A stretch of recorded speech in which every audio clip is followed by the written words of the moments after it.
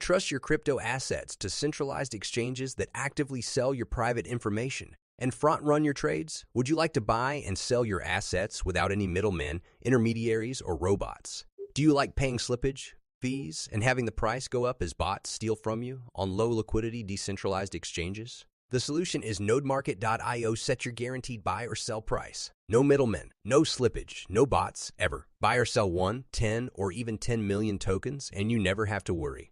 OTC trades are between you and the seller or buyer, guaranteed by audited smart contracts and no human middlemen. Nodemarket.io.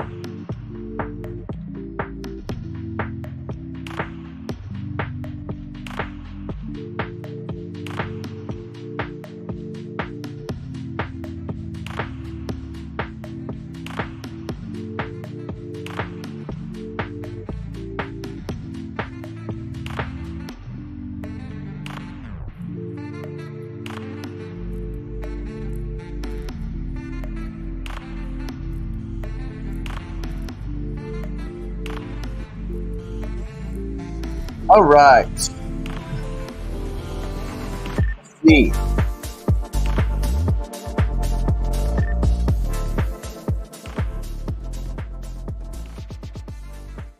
All right, let's get this music down to some level we can commiserate.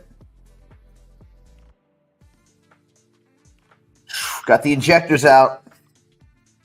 It's only downhill from here, Cisco. All right. Okay. Let's see. So found some interesting stuff. One, I found an interesting article about one of the new scammy little sketch ass tricks that the North Korean hacker groups are trying to use to get your seed phrases. So we're going to go over that. That's funny. Fucking Thursday. Thursday thucks. Okay.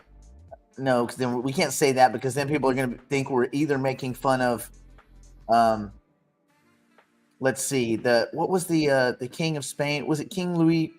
No, that was the French one. Who was the Spanish one that had a lisp, and that's why the Castilians say gracias? Because no one was going to tell him he had a lisp, so they just so Castilian Spanish has a lisp. Anyway. Yeah, we don't want people to think we're making fun of either that king or handy-capable people with a lisp. All right. So we'll talk about the North Korean crypto attack vector thing. I don't know, man. I don't know Spanish history that well, which is bad. I lived there for a while. You'd think I would have, delved in. I did not. And then we will talk. We brought it up yesterday, but we didn't dig into it too deep. But my gut feeling was that the not just me, like everybody that's been staring at CPI for a while, kind of knows that other than the government levers, which again most of CPI is government nonsense, but the next big chunk of it is owner equivalent rent. So we're gonna dig into that. Castellan, yeah, that's real. It is for real. That's a real story. It's real that it's a story. And then we're going to talk about the art of argument. Ooh, Howard, this is a special Thursday presentation. I'm going to get my microphone. I'm figuring out this travel mic. It's getting better. I'm figuring it out. We're going to do a special. We talked about this the other day too, and as you are going into this election cycle and people they get all excited and animated and tensions flare. We need to not be emotional.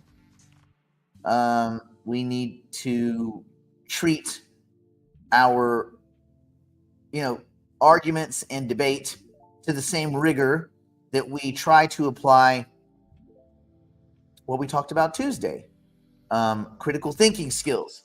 So we want to be critical thinkers. We want to be game theoretically based. We want to be aware of our cognitive biases and the fact that those handicap us. And we want to try to get on common ground with people. So we're gonna focus on the art of argument today. That'll be fun. This will be one you can probably take some tools with you. And it's funny how I kind of got on this. I got on this indirectly. I got on this, well, other than just politics and people getting all weird. I watch a lot of like videos on physics and particle physics and quantum physics just because it's fun to think about that stuff and it makes you think in different pathways. And there was a guy that was basically saying that while it's very clear that this current version of physics it holds true, there's still a lot of people that for very personal reasons that have reservations about it. And he's like, so it's not a failure of the math, it's a failure for people to allow themselves to look at the math. It's kind of like, no, I refuse. I will not. I'm not going to do it. And there's a lot of that in investing. There's a lot of that. Google the Spanish king. It's a myth. It's not a myth. Spain had kings. Look at the I would say, where did the lisp come from? Maybe you might have Googled it wrong, or there might be better ways to Google it. But if it's a myth, Joseph, it's a myth perpetuated by people that live in Spain. So if this is a myth, it's one that everyone in Spain other than you believes.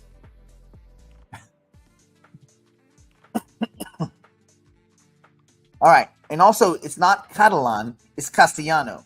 We're not talking about Catalan. That's different. That's some old that's old crazy island language. Anyway, so I thought it was interesting that even in physics, where you have very rigid, battle-tested math that holds true, you still get opinions, which, okay. So anyway, that got me on this path of thinking about argument, and then I found some videos on a guy who teaches at the whatever the debate Olympiad level is. He's like a master debater, right? Get it? Master debater. So he's like the top debater coach. And so I went through a couple of his videos, got some cool stuff. So anyway, that should be fun. It'll be a tool that you can take with you. You can take with you into the world and do with it as you please.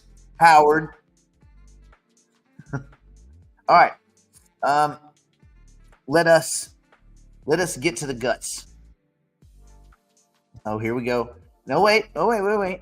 Let me see. I'm gonna give. I completely understand the art of quality, educated discussions, and having to define your topic and only argue within those guidelines.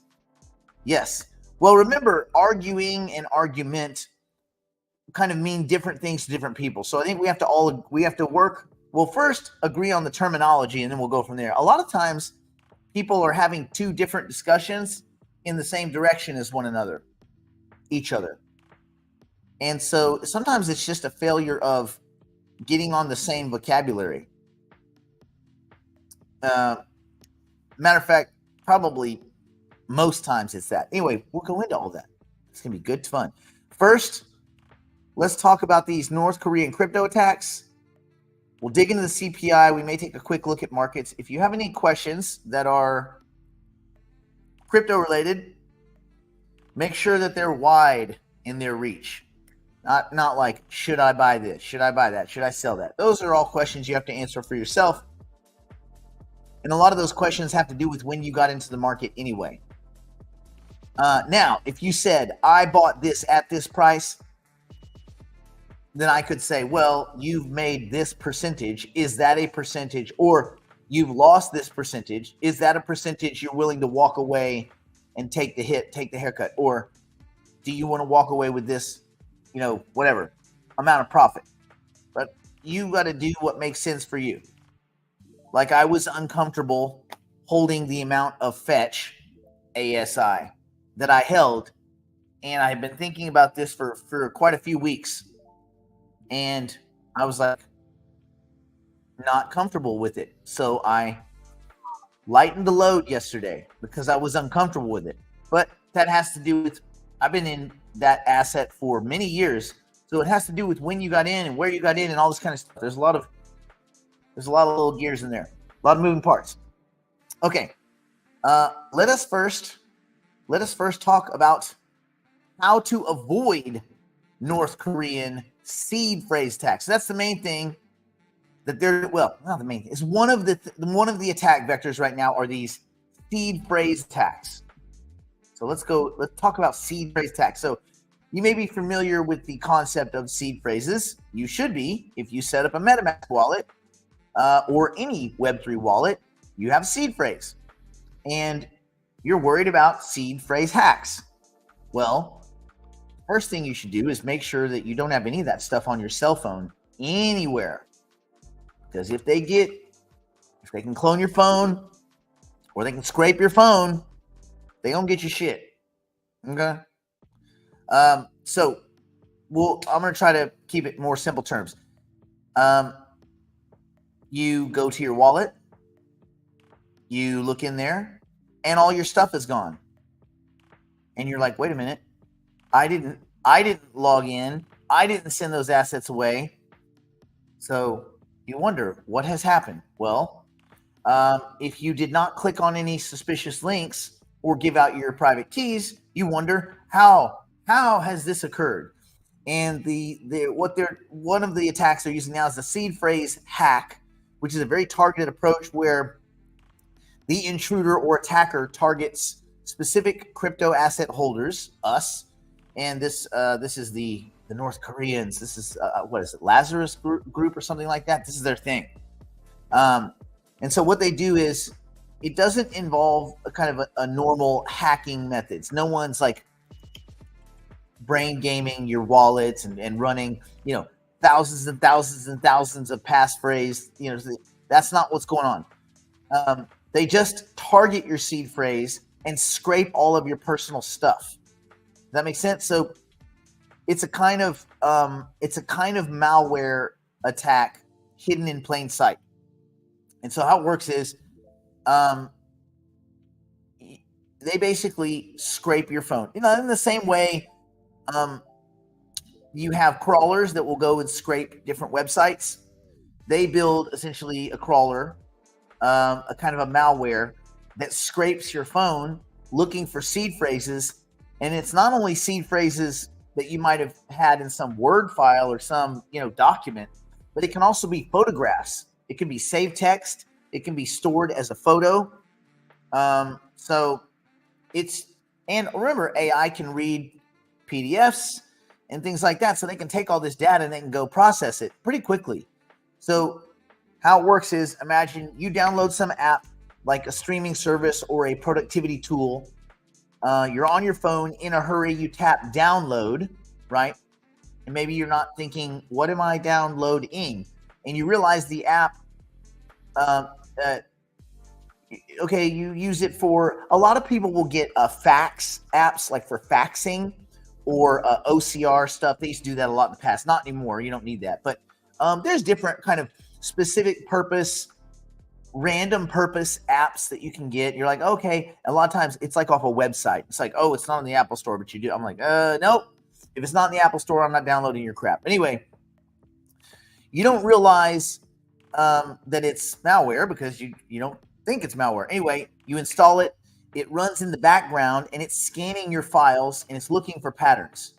And the malware recognizes 12 or 24 word passphrases and phrases, right? So even when saved as images, so this means if you've ever taken a screenshot of your seed phrase and you keep it in a folder, you can get that shit scraped. Think about that for a second. Because a lot of people take a picture of it. If you took a picture of your seed phrase, you are at risk. Get it out of the cloud. Get it off of your phones. All of them, even old ones. All of them. Remember, your phone doesn't have to be on for them to do a SIM swap. Your phone doesn't have to be on for malware to run in the background. Okay? Anyway. All right. So, I think it's good to just do a cleanse. Every once in a while. Go through your pictures. Go through your phones. Go through your documents. If you have computers laying around that you used during the crypto era, I would wipe those. If you're not using them anymore, I would wipe those computers, and then have a device that you use for your crypto stuff that's not even attached to the internet until you attach it for some specific purpose, and then you unattach it. And I don't know that even helps that much. But having the kind of the security mindset probably helps. Anyway, so ways to secure yourself. One, here's what you could do. This is pretty simple, right? But don't keep your seed phrase in one of your devices, right? It could be photos, could be text, could be a note. Saving your seed phrases on any electric device it's obviously inviting disaster, and hackers can find it and AI can help them. Even if it's hidden in a folder, if it's on there, it's attackable. Be cautious, super cautious downloading apps. Always double check the source before you download any, especially if it's not from the app. If it's not from the App Store, don't download it. I'm talking about Apple devices now. The danger in the PC-based stuff and the Android stuff is it's a little bit sloppier in the Play Store. Google's not. It's weird. Google's not as safe, but it is what it is. Anyway, just be very careful. For me, if it's not in the App Store, the Apple App Store, I'm not messing with it. Okay, and then verify the app is legitimate and free of security risks. Read into it and see what's going on. Okay, scan for malware. So the best option a lot of times is scan your devices for malware with reliable security programs. So sometimes there's malicious apps that are really well disguised, and they can sit there for months, and they're just gathering private information. Just gathering. Oh, another one, a lot of those art programs, a lot of those art apps that you download, those are bullcrappy. So get rid of if you're not doing art on your phone, like, come on, who's doing art on their phone? Don't be stupid. Get rid of them. Get rid of them. Kaput. All right. Use hardware wallets. When you transfer your assets into a hardware wallet, if you can afford it, hardware wallets will keep your seed phrase offline, making it more difficult to hack. But of course, if it's offline and then you write it down on a device or take a picture of it, you just put it right back online. So be careful. And be skeptical of every link, every phone call, everything. I got a call last night from Coinbase, a representative, and she was informing me that my Coinbase account, it was so funny. It was like, we got your message to change your Coinbase email and login, and we've decided to accept that. But if you have a problem and you'd like to speak to a customer service rep, just press some button, right? So, and it was going to be some scammy person, probably with a deeper, more Eastern European accent. We'll just say that. That was going to guide me through the process of getting my account back, right? Anyway, click, hung up, because Coinbase doesn't call you, bro. Matter of fact, I have a Coinbase will assign you a private bank, kind of a private rep, if you have a certain amount over there. And I won't even talk to her because I think it's sketchy. She's like, but I work for Coinbase. I'm like, I don't know that. You just sent me an email. Coinbase never sends me emails. They send me confirmations, not emails. And she's like, well, we can call. She's like, get on my Calendarly or whatever that is, and we'll just have a call. I'm like, why? I'm like, if you're a scammer, you have a Calendarly or whatever. Anyway, I never called her, never talked to her, never nothing. Nothing. She can go truck herself. Anyway, so be skeptical of everything. Links, phone calls, text messages. Don't ever click through links to exchanges. Don't ever click through links. MetaMask will not email you. MetaMask will not reach out to you. And if they do, don't click any links in the email. Always get out of, I just be assuming that everyone's trying to steal all your stuff. Right? So, yeah. Seed phrase attacks are becoming more popular because there's more people using cryptocurrency. The more people that get into cryptocurrency, the more hackers there are. And it's not always hackers. Sometimes it's just straight up thieves. I mean, if you download a malicious piece of software, you didn't get hacked. You gave away your shit. And it sucks, but that's the reality. So if you have been phished, P-H-I-S-H-E-D, phished, hopefully you've learned a painful lesson. And yeah, and I got SIM swapped. And I got SIM swapped a few years. This is 2019. I got SIM swapped, and when they did it, it was a corrupt AT&T employee that did it. And what's funny is they didn't even fire that guy because they were worried about the blowback from the firing. So they basically settled with me to cover, which wasn't the full damage, but whatever. Anyway, they settled with me, but when the SIM swap happened, they scraped my phone. Once they had the phone, they scraped the phone, and I had written down somewhere in some note the passphrase for one online wallet, which was a wallet that had stellar lumens in it, and they got a fair amount of lumens, but ended up that it took so long to settle that case that XLM had deteriorated so much that their settlement did cover the lumens that I had lost in the SIM swap. Just luck. So I bought them back and I waited for the price to go up just a little bit, and then I exited out because lumens are stupid. But anyway, yeah. So there it is. Be careful. Be vigilant. Everybody wants to steal all your stuff all the time. Okay. Any questions on that? I hope people are being smart. She was told that there were Capital One. Yeah, that's the banking ones are bad. You clicked Monday Morning Live and your AGIX got stolen? Oh, well, if you clicked on Monday Morning Live and you listened to anybody other than me and Brandon, you probably got your time stolen, your brain stolen. A lot was stolen from you, Cisco. Probably your monetary losses were the least. So just be very careful, go very slow, assume everybody's out to get you. And let's see, all a hacker needs is your MetaMask password. Well, no.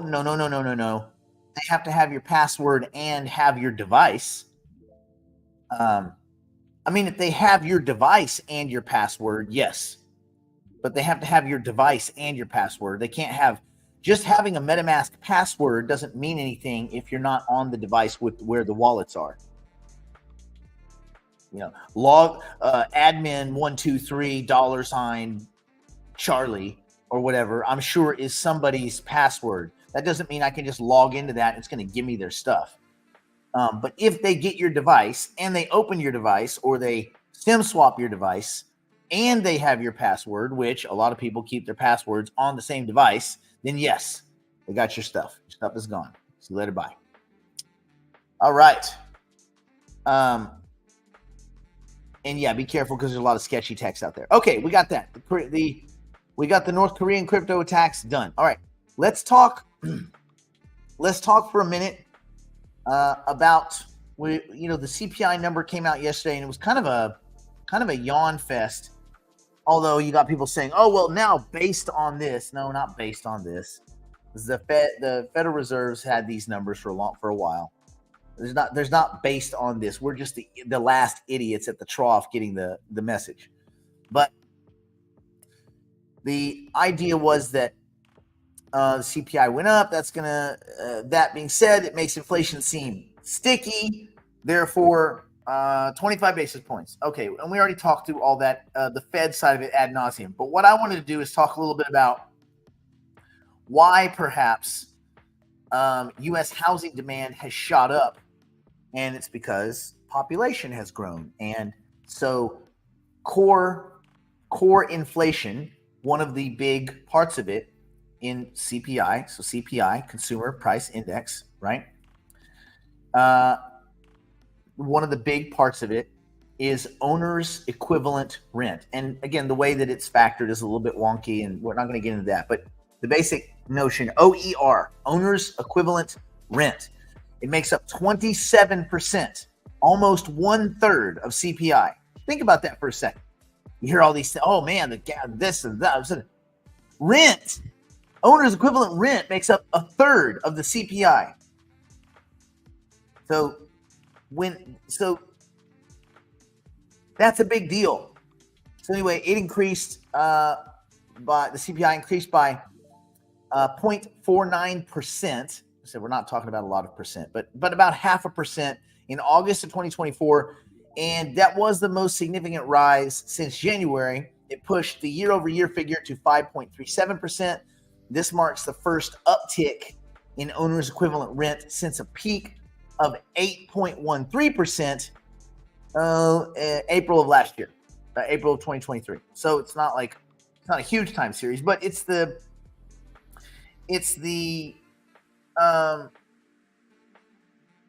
first time it's gone up since it started coming down from 8. Matter of fact, I have there we go. So since it peaked in here in 2023. So April 2023 was its peak. But anyway, the contention is this is population based. And this is not some anomaly of sticky post-COVID inflation. All right. Jim Bianco from Bianco Research points, I think it's a little bit dickish when you put when your name is in Bianco Research. We get it, Jim. It's you did the research, but don't name your company you. Stupid. What happens if you sell your company? You look like a fool. Aren't you Jim from? No. I sold it. Oh. Anyway, what they point out at their research institute is that U.S. population growth has surged. Growth, meaning more humans, more babies, adding between 7 to 15 million new people since 2020. So in the last less than 4 and change years. And so the expected rise in population has obviously increased the demand for housing, which obviously could contribute to a persistent shelter inflationary feel, right? And so the recent shifts, let me see. No, thanks. I got a little pop-up. I don't want no pop-up. Anyway, the recent shift suggests that owner's equivalent rent is therefore beginning to reflect trends in leading housing indicators such as Zillow's rent index, rent's expensive, and S&P Case-Shiller home price index, which started rising 9 to 14 months ago. And there's, again, this would be its own whole discussion. But you have Zillow rent index, okay? You have apartment list index. You have the S&P Case-Shiller home index price. You have the CPI owner's equivalent rent and the CPI rent of primary residence. These are all kind of different these are all different contributors to looking at what the shelter inflation picture looks like year over year. Okay, so the research noted that the predictive powers of owner's equivalent rent for core inflation, which, I mean, obviously they believe it's valid. So The data signals potential sustained upward pressure on shelter costs, which is a component of inflation, suggesting that the broader inflation outlook may remain elevated in the near term, even though the other elements of CPI are going down. So it is important to understand the context of how these numbers are formulated. And they do reweighting. They used to do reweighting every 2 years. Now they started doing it in 2023. The Bureau of Labor Statistics, BLS, the BS, they began updating CPI spending weights annually rather than every 2 years, and which that's the way it had been done before. And so, like before the 80s, the weights were updated once a decade. That's how Johnny on the spot these assholes are. Once every 10. Oh man, it's been 10 years. I guess we should reweight those things. It's like, yeah, because we don't use whale oil anymore, dummy. Like, God. Anyway, so they were doing once every 10 years updating.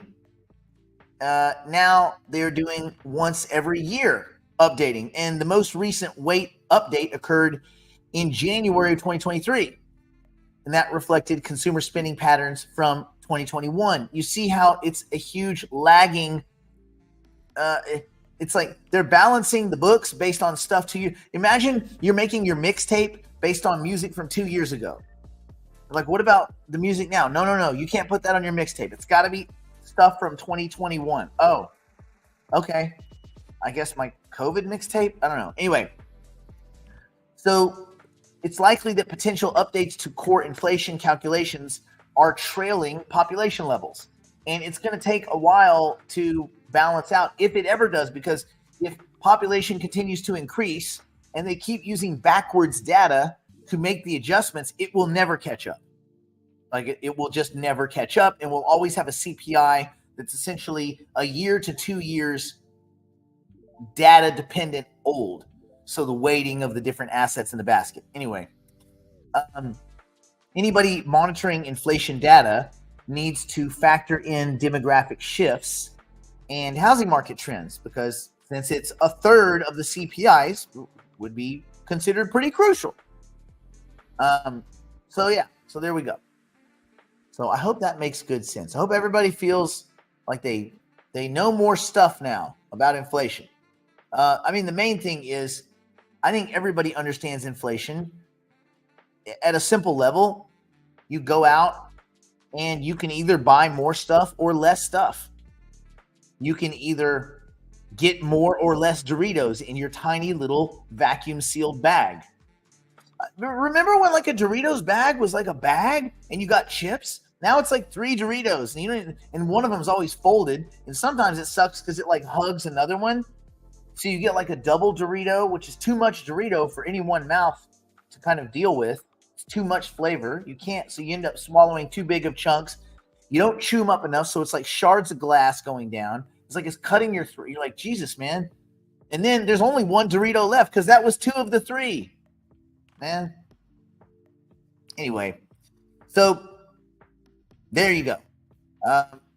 Owner's equivalent rent. The takeaway is owner's equivalent rent makes up roughly a third of the CPI, and the adjustments are not tracking growth, like population growth. Therefore, it's a mismatch in data and CPI. And if the bozos at the Fed are data dependent and all of their data is always trailing and lagging by many years, then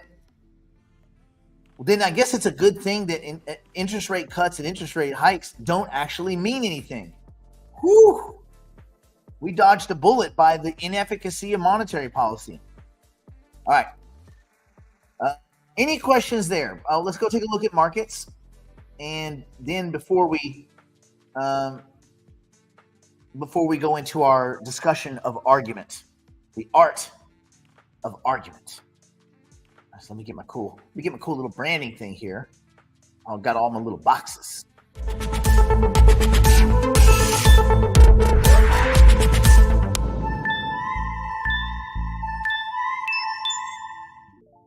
All right.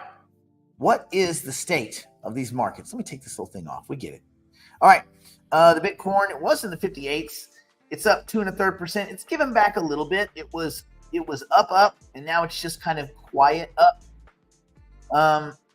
But still not this big breakdown to 50,000 that everybody told you less than a week ago. Remember last Thursday and Friday? Oh, that's it. This thing's going down. It's going to 50K. Maybe go to 40. There's some people calling for 20. Like, that's it. What's it? What are you guys looking at? And the same guys, the same Benjamin Cohens and these other dumbasses, these idiot TA guys, it's just like quarterback amnesia. Yeah, threw 700 interceptions in a row. But I'm just going to keep on. Hey, today's a new day, new predictions, new nonsense. What happened yesterday might give you an idea of what might or could occur tomorrow. But data from the past does not create answers for the future. It's necessary but insufficient. It's necessary to understand the past. It is insufficient for knowing the future. And that's where you got to do a little bit of research, and there's a little bit of speculation, and you got to be kind of employing a little intuition, and hopefully you know how to create some kind of value proposition, and you can invest along the levels of your risk tolerance. So the Bitcoin 57 and change, good for the corn. Up on the week, yay. Ethereum, kind of flat. It was up earlier when it was $30 higher. Now it's down. It's basically flat on the day. Close to flat on the week. 1.6. It's pretty flat. Still up 50% on the year. Everything's pretty much up on the year. I know a lot of people are like, man, getting my ass kicked in the cryptos. Not really. Unless you just got in the last 90 days, you're pretty much doing fine. There's a couple of losers. Cosmos, no surprise. Matic, a little surprising. Even though I think it's a kind of a project where they BS about stuff a lot. Remember all those partnerships they had? It's like Chainlink partnerships. They use AT&T phone service, therefore they're a partner. Yeah, okay, me too, I guess. I'm a partner. Hey guys, I partner with Verizon. I just partner with Verizon because I pay them every month for this shitty service that I get. I guess I also partner with Spectrum. Although I got to say, the Spectrum service is pretty good. Verizon is not so good. Verizon's terrible. The more I talk about it, the less inclined I am to want to keep it. Anyway, maybe I should just not talk about it. All right. So basically, the Bitcoin is floating around that 58 mark. I still don't think September is going to be a negative month. I think things are going to kind of melt up. Nothing's in a straight line, but that's what my gut feeling is. Fetch is up. It got up to like $1.44. Anyway, Fetch is like slowly melting up. Some enthusiasm coming off of NVIDIA and stuff like that. Great.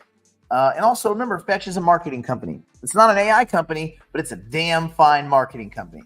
Oh, wait, we don't call it Fetch, do we? We call it the Artificial Superintelligence Alliance, or whatever they come up with tomorrow. And they have some new garbage ass token that they're going to absorb into it. What's it called? Kudos with a C. Kudos. There's like the total float of the token, or the total token count is like 9 billion. And it's worth like 0.000. It's just a nothing junk coin. I don't know what good it does. I don't know who got scratched, who got fondled to allow this in. But they're going to put it to a community vote, which is stupid because we already know that community votes in the ASI community don't mean anything because they internally, 7 of them, have enough tokens that they can push through any fucking vote that they want.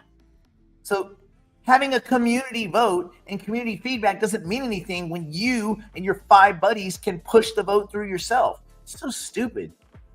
Like, how fucking dumb do they think everyone is? Like, you've already done that. We get it. Like, just if you want to add some bullshit token, add some bullshit token. Don't act like you're asking our permission or like this is some kind of democratic system. Go on with your fuckery. Do whatever you want. No one gives a shit. These guys think they're going to be, hey, we're going to put it to a vote and let everybody thinks they participate. No one thinks they participate except for a couple of fucking rubes on Telegram. No one believes any of your shit. None of those dudes. They are the laughing stock of AI. I mean, like a practical joke. No one in the real world, not one real company will work with those guys because they think they're a bunch of lunatics. Lunatics. That's not the coffee talking. It might be the coffee talking. This one's a good one. It's Vienna Mocha Crunch. That's some good stuff right there. Although it's kind of lukewarm now. It's not as good. It's not as good. All right. I think that there's a lot of opportunity floating around right now. And we'll go into that tomorrow, more like where we think the opportunity is. We did our kind of $100 portfolio yesterday, which for those of you that know, that's just if I had $100, how would I deploy it right now this second?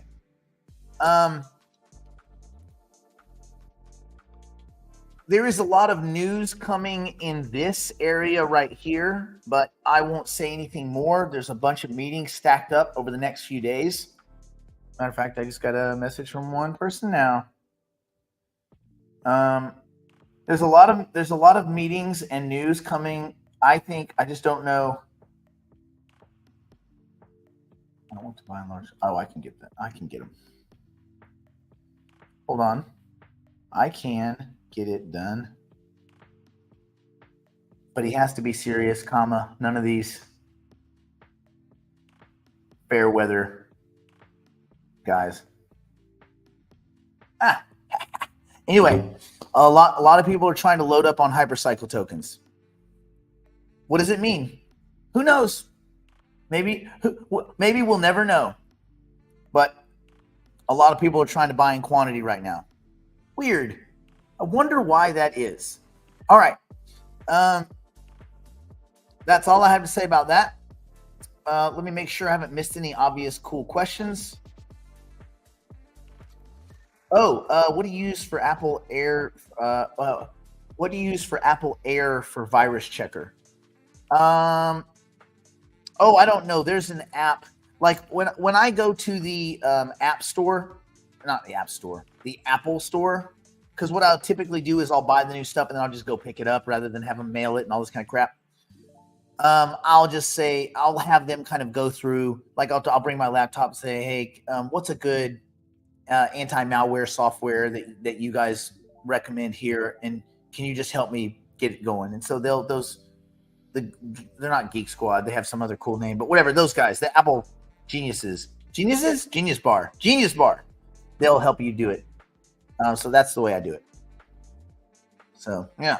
All right, let's see. Okay. Oh yeah. You guys. Okay. Cricket. Yeah. I don't know, man. I'm not an expert on which cell services are good or bad. Isn't that Ryan Reynolds one? Isn't that his company? And I just worry that we're in a place where there's a lot of attack vectors. If all my stuff gets stolen through some scam, I know that I can sue AT&T. Okay. Who I probably can't sue is Mint or Cricket. You know what I'm saying? Like, I get it. And for regular service, I guess that's cool. But be very careful. If you do anything financial at all ever on your phone, be careful, man. Be careful. And it's always nice to know that there's someone to go after. Okay, let's switch gears. It's class time. You know what that means. Hello. You're late. You're bad at math, but I'm giving you an A+ in confidence. Just doing what I gotta do. Extra credit. All right, let's get into it. We are going to talk about, let me put these comments up here.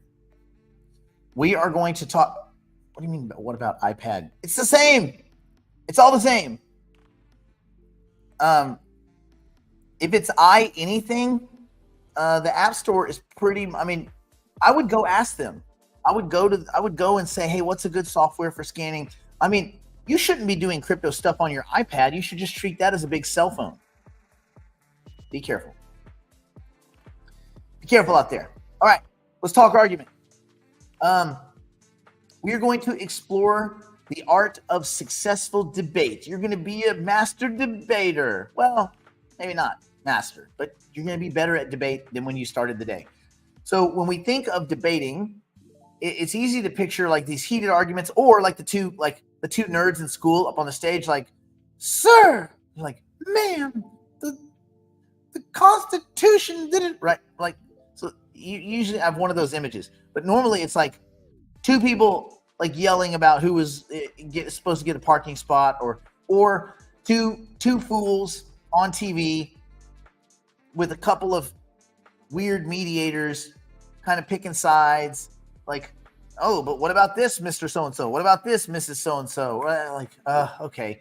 So it is more easy to picture a heated argument, but that's not really what makes a debate productive. I think we have all been exposed to what a bad debate is, like most of our lives, because every argument you see is probably a bad debate.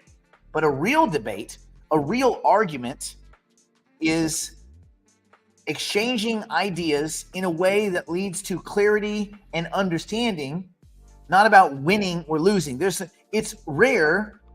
It's so rare. You're not going to debate something with someone and they go, oh, you know what?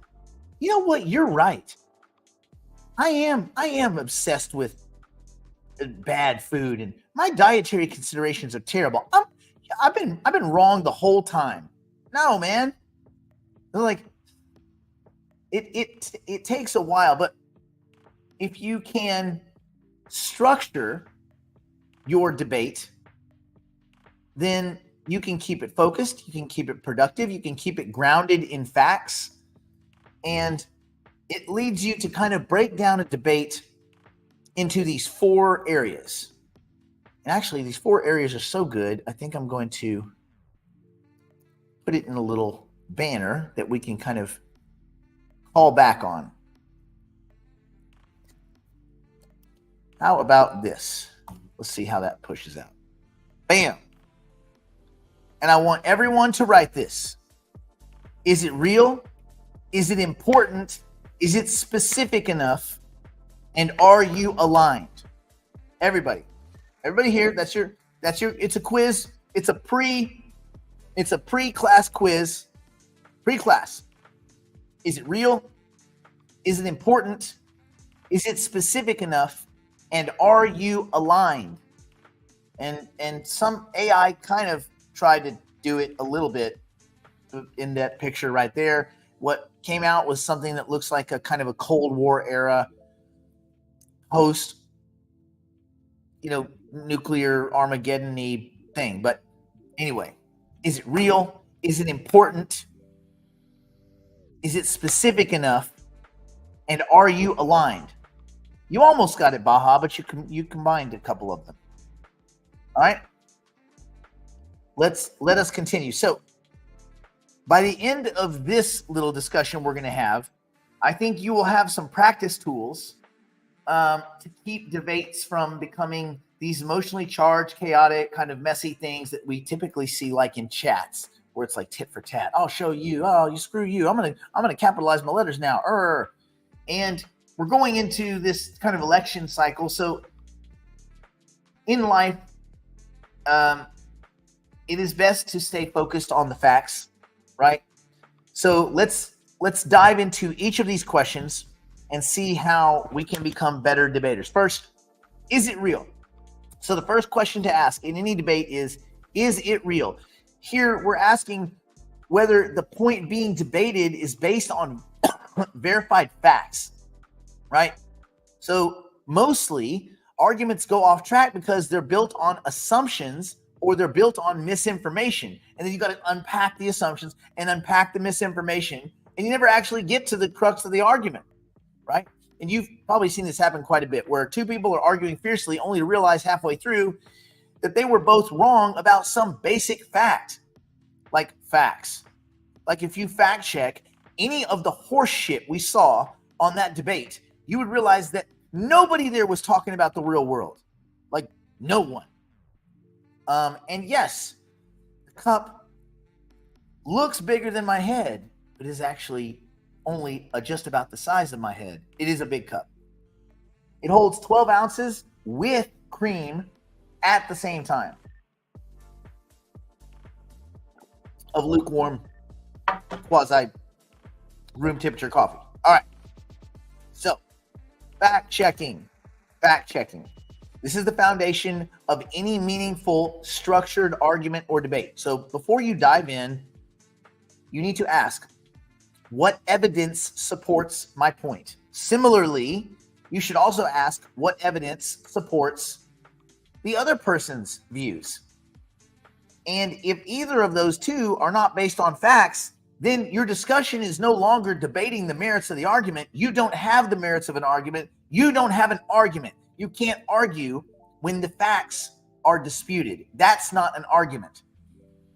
You're not arguing over what the facts are. If you're trying to discuss what the facts are, you don't get to have an argument. You're not there yet because there are only the facts. There's not two different sets of the facts. Facts are not your favorite color or your favorite taste in ice cream. I like chocolate, but I like vanilla. Vanilla's better, stupid. I'm gonna punch you in the head and get nuclear weapons. No. Now, it might be a fact that you like vanilla, and it might be a fact that they like chocolate, but there is no fact that vanilla is better than chocolate. Or is there?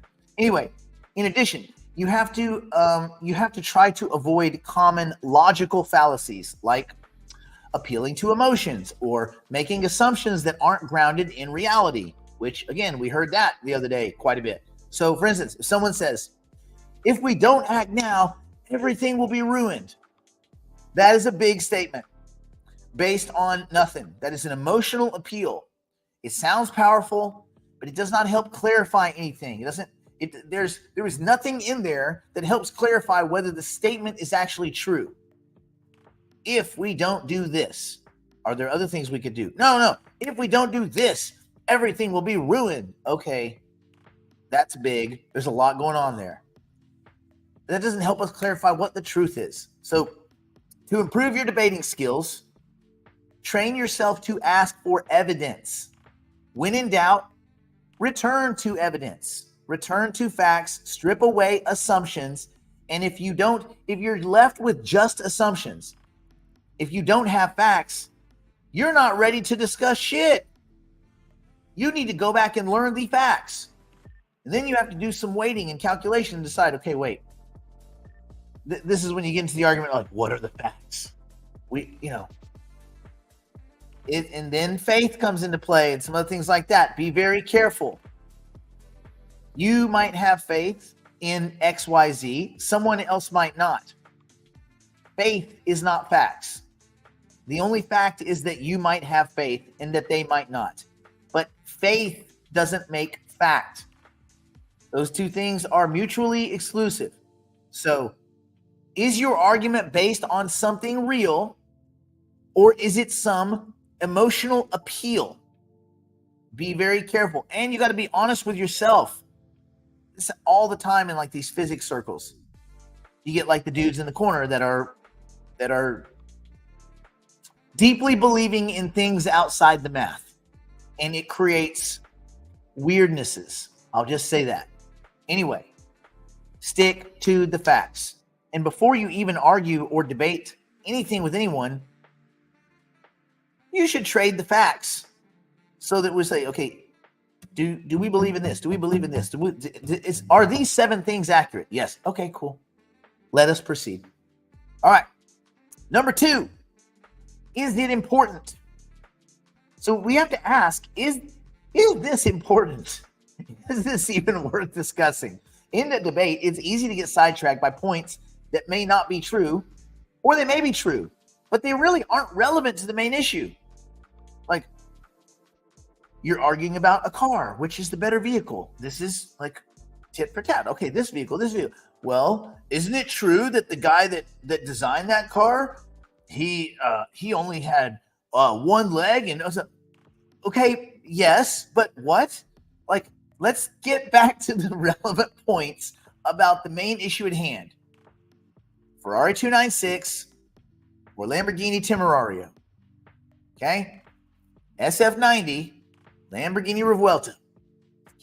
Let's keep them together. Anyway, so it can lead when you have these derivative, non-relevant, non-main issue side paths, it leads to a lot of wasted time on trivial arguments, and that's not the point. You might feel like you won some small point, but it doesn't move the conversation forward. And the idea is moving the conversation. An argument is a structured thing. It's not two people yelling like douchebags. It is a structured way to try to compel another or many others to see your perspective and to see where you're coming from. You don't ever know if you've changed their mind. You can never know. But you can make a structured appeal and try to convey your thinking on an issue so that it might influence someone else to see your perspective. Beyond that, that's all you can ever do. So ask yourself, is this argument central to the issue, or am I focusing on something irrelevant? And you'll often find that with like many side arguments, while they can be kind of interesting, but it's not really the core of the debate. And it seems like that's all we saw from that weird presidential dumpster fire. But anyway, imagine that you're discussing, okay, here's one, climate change. That's one that won't piss off too many people, I think. So you're discussing climate change, and someone brings up the price of coffee in their local store, the grocery store. And while that is an interesting kind of derivative, anecdotal thing, it's not really the main issue. I mean, yes, climate change could kind of have affected coffee prices in the country where they're made, and then the companies that bring the coffee in. But that's not really the climate change discussion. And so don't go down that path. Focus on the main issue. Focus on what's central, not what's tangential. So when you find yourself debating a side point that doesn't contribute to solving the issue, just let it go. Just like, you know what, we're dithering here. We're majoring in the minors. Let's get back into the appropriate line of discussion. So you can always revisit minor details later if they become another way to move the conversation forward related to the original topic. So just be topic specific. Stay on task. Number 3, is it specific enough? Is it specific enough? Okay. One of the biggest problems in any debate is vagueness. General in it's funny in game theory terms, like we just call it slop. It's just sloppy generalizations, lazy statements, general wide paintbrush, bargain basement, Winn-Dixie ass statements. They don't say that. They might say that. General statements can be hard to argue against because they don't have any clear parameters. They're too wide. Well, you're ugly. What? Damn it. Maybe that's true. Anyway, if someone says the education system is failing, you might agree or disagree, but this is too vague to debate effectively. There's probably 100,000 reasons why the system could be failing. It's also not so clear that it's failing. People do get educated. So there's degrees. This is just a wide, very loose, very sloppy statement. And so, what do they even mean by failing? Like that's such a gray area with all these little, anyway, so you want to decide, okay, are we talking about graduation rates? Are we talking about test scores? Are we talking about as people propagate out into the job force, finding careers, things like that? Like what is failing and where in the educational system? You got to get specific enough to have a discussion. And yes, Chris, you nailed it. Vagueness gives people an out. Vague, sloppy statements are difficult to argue against because they are vague and sloppy. Those are vague and sloppy people, and those are vague and sloppy thoughts. And probably they have terrible garages and they don't clean any of their stuff off.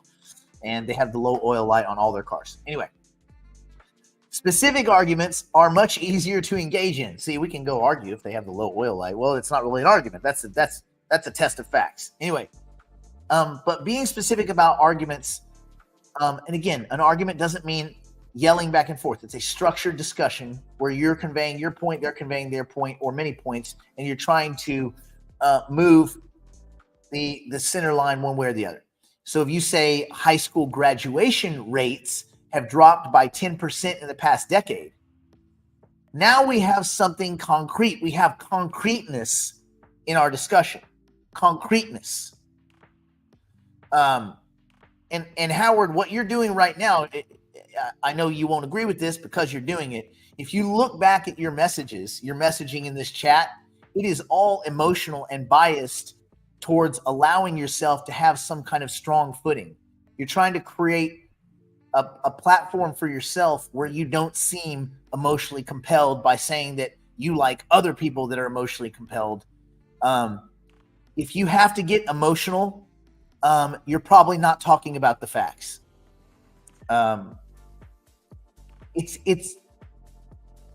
It's typically the platform for the intellectually lesser. And I'm not saying you're doing that. I'm saying you're leaving big, vague. It's like the guy that. Anyway, I'm not going to go off on that derivative. The point is, there's a lot of cognitive bias in what you're saying. All right. Anyway, be specific, right?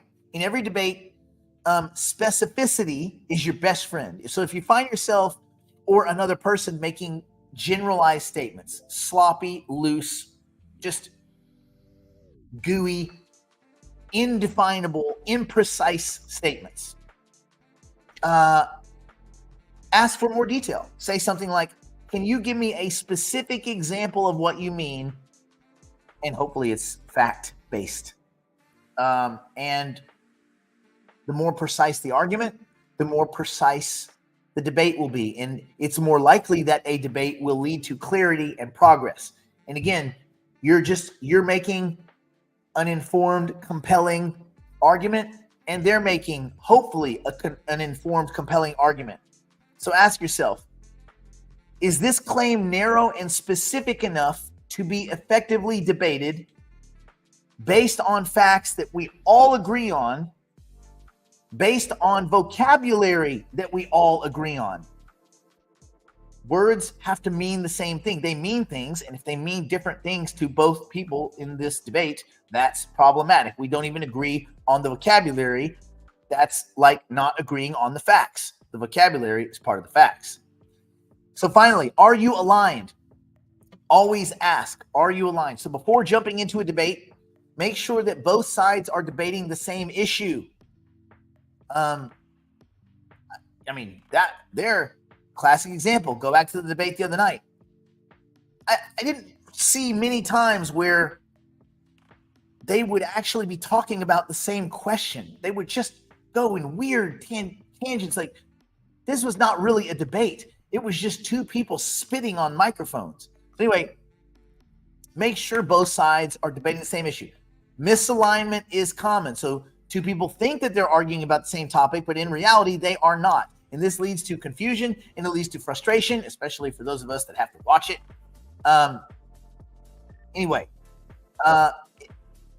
You could be arguing about whether a government policy is effective, right? They were kind of talking about that stuff. But your opponent is debating whether people are eating animals or whether the policy of the person before them was any. It's like, wait a minute. None of you are answering any question, and you guys aren't even debating each other.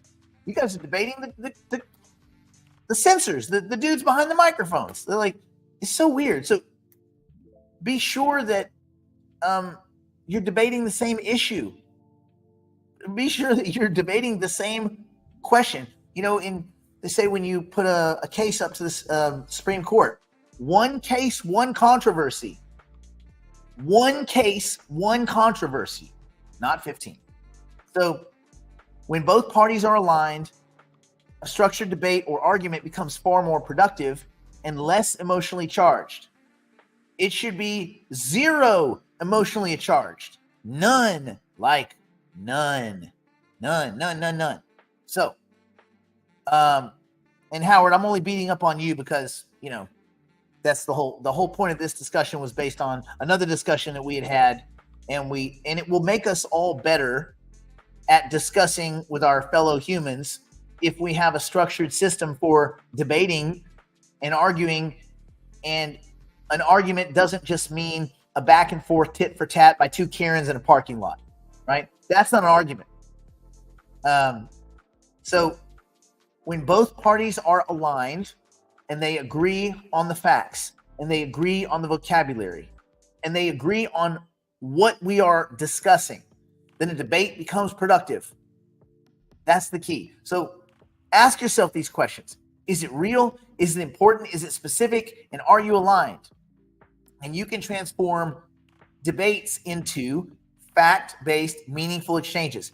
This, especially with family, especially having to do with politics, most people sidestep politics with family. You can have discussions about anything with anyone, no matter how crazy or charged you think it is. If you reduce it to, is it real? Is it important? Is it specific? And are you aligned? Get aligned before the discussion. And when people start getting heated, you got to dial it down. Get aligned. Get in agreement. Agree on the vocabulary. Agree on the facts. And if you can't do that, don't discuss it. If you can't agree on the facts, then there is no platform by which the two of you can find any consensus. So why waste your time? But the idea is to transform debates into fact-based, meaningful exchanges of idea, right? We understand what the facts are.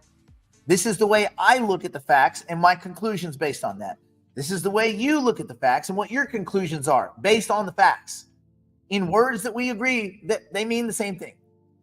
So these questions will help you kind of avoid all of the emotional distractions and cognitive bias that keep your discussions from moving forward and focusing on the truth. That's what the goal is, right? So a successful debate is about clarity and understanding, not winning. You're not going to win. They're not going to be like, you're right, damn it. I've been wrong for 20 years, but now based on this 18-minute conversation while we're eating overcooked roast beef, I think you're right. Come on, man. Ideally, structured argument and debate is about trying to reach some deeper truth or deeper understanding, and it requires discipline and focus and commitment to facts.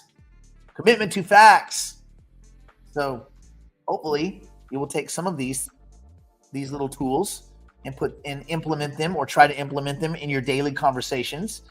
And the next time you find yourself in a debate, you will stop and you will ask, wait a minute, is it real? Is it important?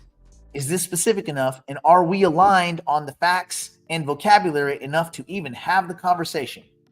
And then maybe the conversation will be productive and grounded in reality, and they will leave after the conversation and they will realize that you were right and that they were wrong. Maybe they won't say that. Somewhere, deep down, they'll know. And then you can hold it over their head forever, especially if they come with their tail between their legs and admit their mistakes. No. That's just being a dick. You don't want to rub it in. Anyway, stay in school. Don't do drugs. Don't do anything about porn, solve a drunk, slinging a meth grandmother, or Brandon wouldn't do. I got no idea about the weather over there. I know it's not going to be too hot today. It's only going to be 78. It was 108 last week. 108. 30 degrees, bro. Anyway, 78. That's wonderful. Some driving weather. All right. We'll see you tomorrow for Digital Investor. I'm out.